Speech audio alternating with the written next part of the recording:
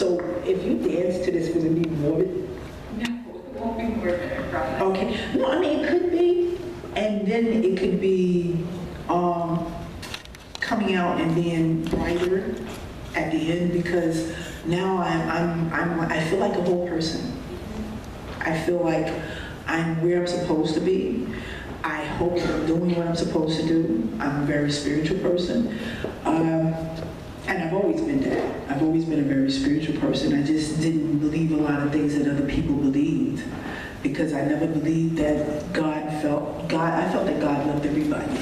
And I never believed that there was a separation because of the life that we lived. I felt that God didn't like sins, and everybody sins. And no sin is no bigger or smaller than another sin. Sin is sin. So I always felt that I was loved by God. And I always felt like a child of God. So I'm a very happy person now. I could use a little more money, but that's another story. I was 25 years old when I went into the Army. By that time, I was very mature. I had already gone through those things of fighting and everything, and I didn't want to be bothered with that, especially in the Army, because, first of all, I know I'm gay. And it was not no don't ask and don't tell. It was don't do in those days. So I didn't want to be found out. So I just took it, and they would call me chicken, and they would do the chicken walk. And I told them, I said, you know, I don't really care how you feel. I was looking for security. And that came about because I lived down south. And I lived through my grandmother and my grandfather being secure in their life. My grandfather, even though he was raised in slavery, he was one of the best known people in North Carolina for his crops. He raised the best tobacco, his peanut crop was the best, everything was the best with him. He sold and made shoes and suits. He made money. And when he finished, he bought his own 66 acre of land and his own house where he could rent his land out for other people to work on. So coming up, I learned a lot from my grandparents, and that's why I said it was good for me to be there, because they taught me a lot. And I wanted to be secure like him. In my old age, I wanted to be able to retire, which I am now, and I wanted to be able to sit down and do nothing, which I do now. And that's why I can come over and talk to you. It didn't really help her knowing that I was lesbian. I guess it was more in her line than in anyone else's. And she always drove me batty. In order to survive living with my mother those few years, I did what abusive people do. They go within themselves.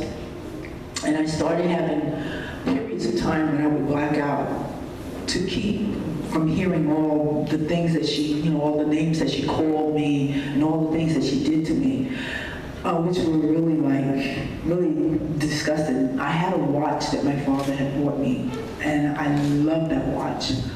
And she took it, told me to take it off my arm. I took it off my arm, and then she said, give it to me. She took it, she stepped on it. She got a broom and a dustpan, she swept it in the dustpan, and she went and threw it in the incinerator. I went down in the bottom, and I was looking for my watch. I couldn't find it. That was very painful.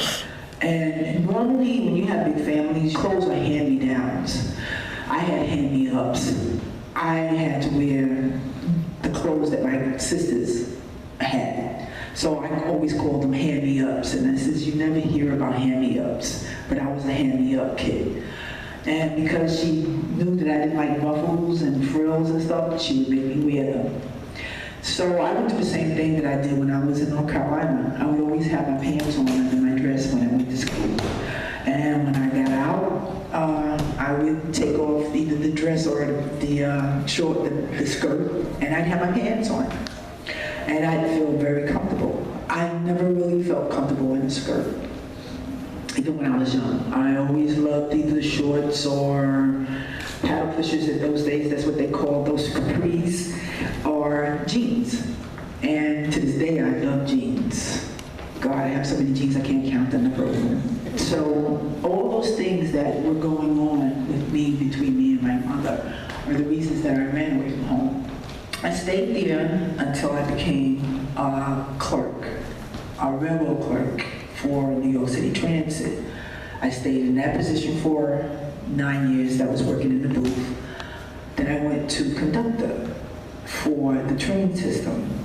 I stayed in that position for another 4 years, and then I went to train operator, which everybody calls a conductor, but it's actually a train operator. The conductor's in the middle, and the train operator's on either end. The train is moving, and that was my ultimate job. I loved that job. That was so awesome. I felt like in a house.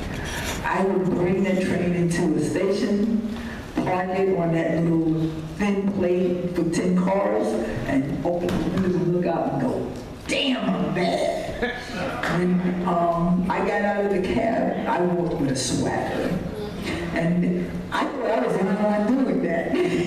So until someone said, yeah, that's why y'all walk with that swagger, right? And I had to start looking around. You all walked with a swagger. And I guess I said, yeah, because we had so many lives that we were responsible for. And we had big heads, but we did our job very well. And for the most part, most of us did. And I was like so in awe of myself for what I could do. Basically, I think people just accepted me at face value, because even though I was gay, it was me. I wasn't a put on, it wasn't a show. And you have masculine women.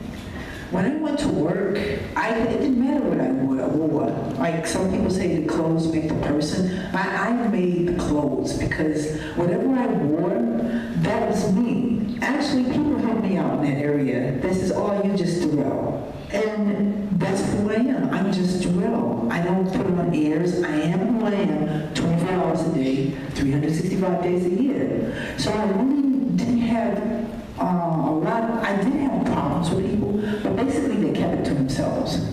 I sent down south, I believe, in 1957. And if you know anything about the South, at that time, it was segregated. I came back up here at 12, so that was like 1962, I believe, and that was the year that Martin Luther King got segregation abolished down in the South, and it was going to be the first year of desegregating schools. I missed out on that. I really wanted to see that, but big deal. New York was better than that to me. But living in the South in segregation was a real lesson. We had stores that you would go in and they had white lines, and colored folk were not allowed to cross that line. So if you had anything behind that line, you'd have to ask the clerk to get it for you. And of course, everything that you needed was behind the white line. When I first got down here, I wanted to get a drink of water. And this reminds me of Jane Pittman's story, where they had this fountain. And it was a fountain for white people, and they had a fountain for colored folk in the back. We had the same thing. So I was thirsty, and I ran up to the fountain to get a drink of water. My grandmother almost yanked me out of my clothes. Hold on, come back here, come back here. I said, what's the matter? I'm thirsty. She says, you don't drink from there. I said, ain't that water? And she says, yeah, but that's not for us. And she showed me this sign, and the sign said, whites only. And I'm like, what does that mean?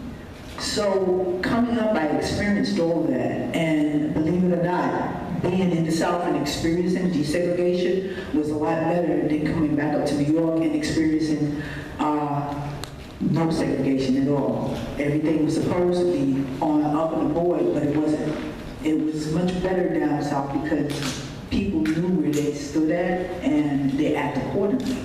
Up here, they smiled in your face and you didn't have to turn your back before they kicked you all up in your butt. Life in the South was a lot harder.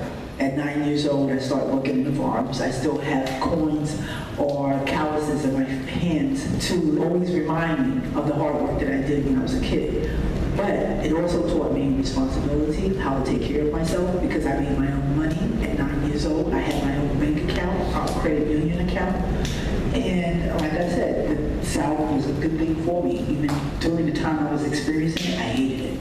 But it was an experience where it taught me the finer things in life, to be appreciative of the things that you do have, because there are a lot of people that don't have them. I learned how to learn, and I learned how to be self-sufficient. So when I came up here and I ran away from home, I was self-sufficient. I feel that I was a chosen person to be able to lead a certain life, trials and tribulations, be whatever they are, and to have the memory to be able to tell the story.